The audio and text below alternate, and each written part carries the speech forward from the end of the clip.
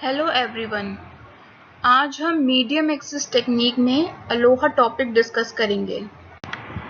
Medium access techniques introduction. Start करने से पहले let's see some points about data link layer. Data link layer has two sublayers: data link control, that is upper sublayer, and multiple access control, that is lower sublayer. तो data link layer के दो sublayers होती हैं, data link control और multiple access control. Upper sublayer is responsible for flow and error control. Lower sublayer is responsible for multiple access resolution. तो ऊपर वाली sub layer मतलब data link control responsible होती है flow and error control के लिए, और lower sub layer responsible होती है मल्टीपल एक्सेस रेजोल्यूशन के लिए। मतलब जब बहुत सारे स्टेशन हो तो किसे पहले एक्सेस मिलेगा ये वाली लेयर डिसाइड करती है।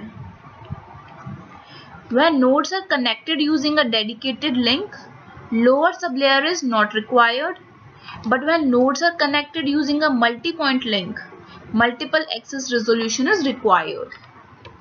मतलब डेडिकेटेड लिंक में लोअर सब लेयर नहीं चाहिए, पर अगर मल्टी पॉइंट लिंक है तो लोअर सब लेयर चाहिए होती है। Now taxonomy of multiple access protocol. Multiple access protocols तीन टाइप के होते हैं। रैंडम एक्सेस प्रोटोकॉल, जो कि हम आगे पढ़ेंगे, that is Aloha, slotted Aloha, CSMA, CSMA-CD और CSMA-CA। फिर आता है कंट्रोल्ड एक्सेस प्रोटोकॉल और चैनलाइजेशन प्रोटोकॉल, जैसा कि डायग्राम में दिया हुआ है। Now random access. In this no station is superior to another station and none is assigned control over another. इसमें जितने भी स्टेशंस होते हैं वो सब इक्वल होते हैं, जिसका मतलब है किसी भी स्टेशन को एक दूसरे के ऊपर प्रायोरिटी नहीं दी जाती, कोई किसी से सुपीरियर नहीं होता, सब बराबर होते हैं। नो स्टेशन परमिट्स और does not permit another station to send, क्योंकि सब स्टेशंस इक्वल होते हैं।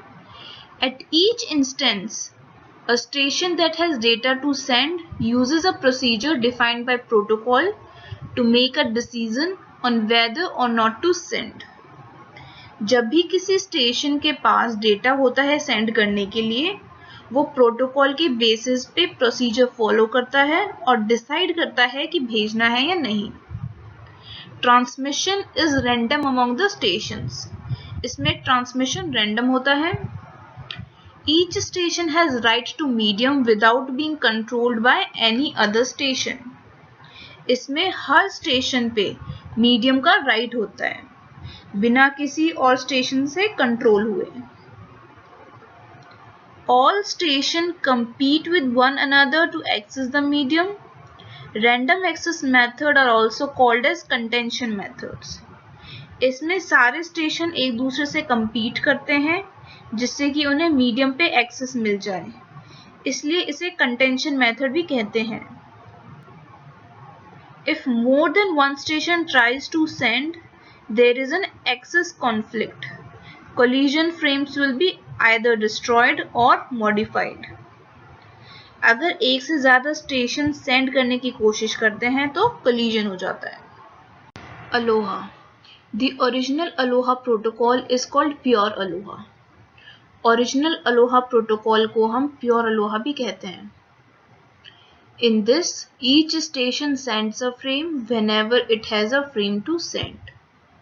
इसमें जिस भी स्टेशन के पास भेजने के लिए डेटा या फ्रेम होता है वो भेज सकता है। Since there is only one channel to share, there is possibility of collision between frames from different station. क्योंकि यहाँ सिर्फ एक चैनल ही शेयर करते हैं डेटा को भेजने के लिए, इसलिए इस सिस्टम में डेटा फ्रेम के बीच कोलिजन के चांसेस बहुत ज्यादा होते हैं।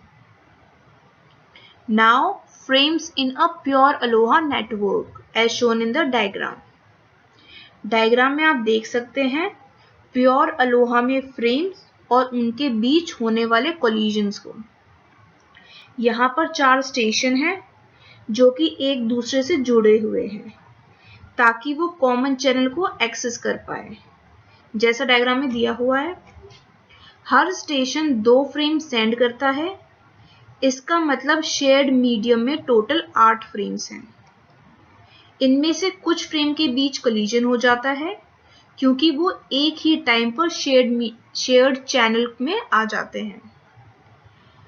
हम डायग्राम में देख सकते हैं केवल फ्रेम 1.1 फ्रॉम स्टेशन 1 और फ्रेम 3.2 फ्रॉम स्टेशन 3 को ही सक्सेसफुल एक्सेस सर्विस मिल पाती है। Even if one bit of a frame coexists on the channel with one bit from another frame, there is a collision and both will be destroyed.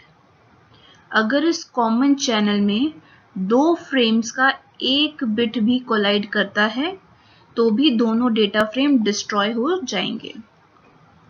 Retransmission of frames are required for the destroyed frames.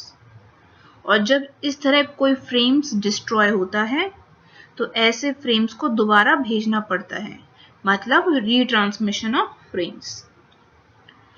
The pure Aloha protocol relies on acknowledgement from the receiver. When a station sends a frame, it expects the receiver to send an acknowledgement.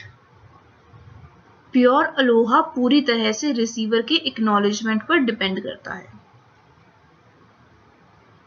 If the acknowledgement does not arrive after the timeout period, the station assumes that the acknowledgement has been destroyed and resends a frame.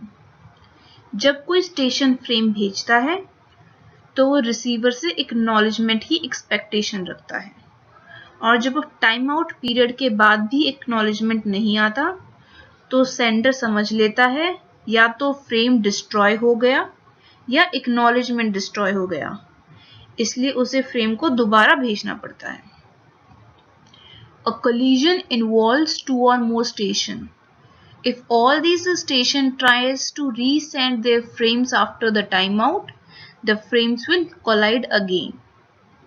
Pure Aloha dictates that when timeout period passes, each station waits a random amount of time before resending its frame. This time is called back-off time. This randomness will help avoid more collision. ऐसी situation में अगर 2 या उससे ज़्यादा station एक साथ फिर से फ्रेम सेंड करते हैं तो फ्रेम्स का फिर से कोलिजन हो जाएगा। तो इससे रोकने के लिए जब भी स्टेशन का टाइम आउट पीरियड खत्म होगा वो एक रैंडम अमाउंट ऑफ टाइम के लिए वेट करेगा, that is TB back of time. इससे कोलिजन को काफ़ी कम कर सकते हैं। To prevent congesting the channel with retransmitted frames, Pure Aloha dictates that after a maximum number of retransmission attempts, Kmax, a station must give up and try later. Retransmitted frame से congestion होने से रोकने के लिए अपन maximum number of retransmission attempts fix कर देते हैं। इन attempts के बाद station should give up और बाद में ट्राई करते हैं। Now procedure for pure Aloha protocol. इस फ्लो चार्ट में अगर स्टेशन के पास फ्रेम है सेंड करने के लिए तो it will send the frame, and अभी k की वैल्यू क्या है 0। यहाँ पे k is equals to number of attempts. इसके बाद अपन ने फ्रेम सेंड कर दिया, उसके बाद ये टाइम आउट पीरियड तक वेट करेगा।